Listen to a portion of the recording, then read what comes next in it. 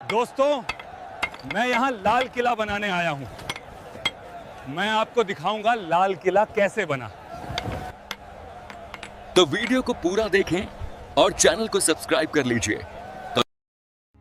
वक्त इस दुनिया का सबसे बड़ा और सबसे क्रूर किस्सा गो है। यह अपनी आंखों से साम्राज्यों को बनते, संवरते और फिर खाक में मिलते हुए देखता है। अगर दिल्ली की जमीन पर खड़े होकर वक्त से पूछा जाए कि उसने इस शहर का सबसे सुनहरा और सबसे खौफनाक दौर कहां देखा है, तो उसकी उंगली लाल बलुआ पत्थर से बनी एक विशाल और भव्य इमारत की तरफ उठेगी, जिसे आज की दुनिया लाल किला के नाम से जानती है। लेकिन क्या आप जानते हैं कि जिस इमारत को हम लाल किला कहते हैं, उसका यह नाम कभी था ही नहीं। यह नाम तो बहुत बाद में अंग्रेजों की देन है, जिन्होंने इसकी लाल दीवारों को देखकर इसे यह नाम कहना शुरू कर दिया। इसका असली नाम तो किला ए मुबारक था, जिसका मतलब होता है एक भाग्यशाली या पवित्र किला। और इसकी कहानी शुरू होती है एक ऐसे बादशाह के ख्वाब से जिसे पत्थरों में जान फूंकने का शौक था। मुगल बादशाह शाहजहां। बात 1630 के दशक की है। मुगल साम्राज्य की राजधानी उस वक्त आगरा हुआ करती थी। आगरा शहर अपनी तंग गलियों, बढ़ती आबादी और गर्मियों में झुलसा देने वाली गर्मी से परेशान था। शाहजहां, जो अपनी कला और वास्तुकला के प्रेम के लिए जाने जाते थे, उनका मन आगरा से भर चुका था। उन्हें एक ऐसे शहर की तलाश थी जहां वो अपने सपनों की दुनिया बसा सकें। और फिर उनकी नजर गई यमुना के किनारे बसी एक पुरानी जमीन पर, दिल्ली। शाहजहां ने तय किया कि मुगलों का तख्त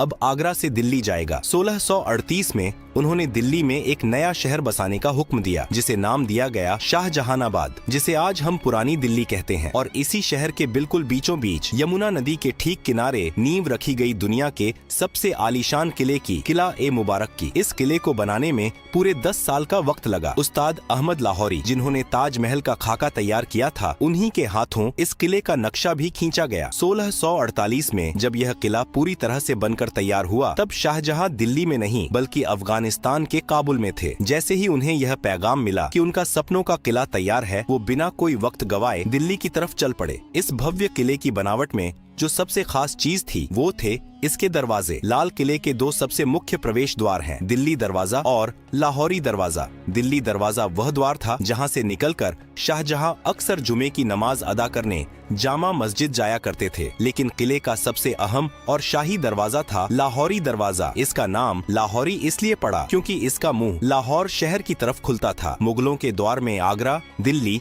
और लाहौर, ये तीनों शहर सत्ता के सबसे बड़े केंद्र थे। लेकिन आज जब आप लाहौरी दरवाजे को चांदनी चौक की तरफ से देखते हैं, तो आपको दरवाजा सीधा नजर नहीं आता, बल्कि उसके आगे एक बड़ी सी दीवार नजर आती है। यह दीवार शाहजहां ने नहीं बनवाई थी, इसे बनवाया था उनके बेटे और मुगल बादशाह औरंगजेब ने। औरंगजेब को लगता था कि लाहौरी दरवाजे से बाहर खड़े होकर कोई भी आसानी से किले के अंदर की हलचल, यहाँ तक कि दीवान ए आम को देख सकता है। किले की सुरक्षा को बढ़ाने के लिए उसने दरवाजे के ठीक आगे एक घुमावदार दीवार खड़ी कर दी। उस वक्त शाहजहां अपने ही बेटे औरंगजेब द्वारा आगरा के किले में कैद थे। जब उन्हें पता चला कि औरंगजेब ने लाहौरी दरवाजे के आगे दीवार खड़ी कर दी है, तो उन्होंने भारी मन से औरंगजेब को एक खत लिखा था। उस खत में शाहजहां के अल्फाज कुछ यूं थे: बेटे, तुमने यह दीवार खड़ी करके किले को सुरक्षित नहीं किया है, बल्कि तुमने किले रूपी दुल्हन के चेहरे पर घूंघट डाल दिया है। इसी वजह से इतिहास में इस दीवार को घूंघट वाली दीवार भी कहा जाता है। विडंबना देखिए, जिस दीवार को एक मुगल बादशाह ने सुरक्षा के लिए बनवाया था, उसी दीवार की प्राचीर से आजादी के बाद 15 अगस्त 1947 को आजाद भारत के पहले प्रधानमंत्री पंडित जवाहरलाल नेहरू ने पहली बार तिरंगा फहराया था। जैसे ही आप लाहौरी दरवाजे से किले के अंदर कदम रखते हैं, आपके सामने मुगलों का एक अलग ही संसार खुल जाता है। अंदर जाते ही जो सबसे पहली जगह आती है, वह है छत्ता बाजार, जिसे मीना बाजार भी कहा जाता है। शाहजहां ने यह बाजार खास तौर पर अपनी बेगमों और शाही परिवार की औरतों के लिए बनवाया था। अरब, फारस और तुर्की से बड़े बड़े व्यापारी यहाँ रेशम, कीमती पत्थर, इत्र और जेवरात लेकर आते थे। यह छत से ढका हुआ एक ऐसा अद्भुत बाजार था जो आज भी 350 सालों बाद अपनी उसी जगह पर मौजूद है, जहां आज सैलानी अपनी यादों के लिए सामान खरीदते हैं। छत्ता बाजार की रंगीनियों को पार करते ही आप एक खुली जगह पर आते हैं और आपके सामने खड़ी होती है एक और शानदार लाल इमारत, नौबत खाना। नौबत खाना यानी वो जगह जहां शाही शहनाई और नगाड़े बजते थे। दिन में 5 बार यहाँ अलग अलग धुनों में नौबत बजाई जाती थी, जो शहर के लोगों को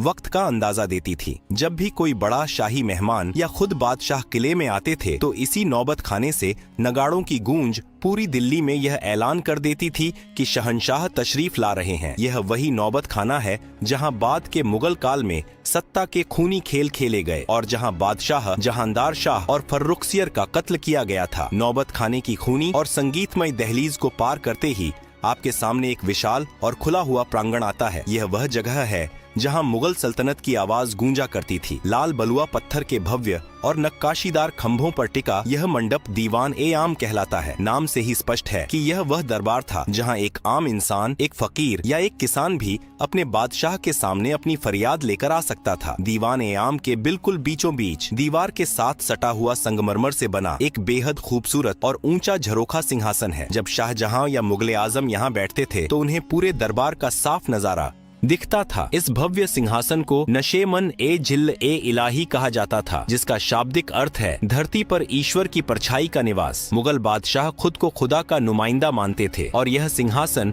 उसी रुतबे का प्रतीक था। इस ऊंचे सिंहासन के ठीक नीचे संगमरमर का एक शानदार चबूतरा रखा हुआ है। यह वह जगह थी जहां वजीर-ए-आजम प्रधानमंत्री खड़े होकर अवाम की अर्जियां जोर जोर से पढ़ते थे और बादशाह सलामत ऊपर बैठकर अपना फैसला सुनाते थे। लेकिन दीवान-ए-आम के इस सिंहासन की सबसे अद्भुत चीज है इसके पीछे की दीवार। अगर आप कभी करीब से गौर करें तो इस काले संगमरमर की दीवार पर रंग बिरंगे कीमती पत्थरों को तराश कर बनाई गई एक ऐसी चित्रकारी है जिसकी मिसाल उस दौर में पूरी दुनिया में नहीं मिलती थी। पत्थरों के अंदर पत्थर जड़ने की इस नायाब कला को परचिनकारी कहा जाता है। इस बेमिसाल नक्काशी को एक मशहूर विदेशी कलाकार ने अपने हाथों से उकेरा था। इस दीवार पर पक्षियों, फूलों और यूनानी देवता की आकृतियाँ इतनी सजीव हैं कि लगता है जैसे पत्थर अब भी बोल पड़ेंगे। दीवान-ए-आम की इस आम दुनिया से निकलकर जब हम किले के और अंदरूनी हिस्सों की तरफ बढ़ते हैं तो वास्तुकला पूरी तरह बदल जाती है। लाल पत्थरों की जगह अब सफेद चमकता हुआ संगमरमर ले लेता है। यह मुगल साम्राज्य का सबसे सुरक्षित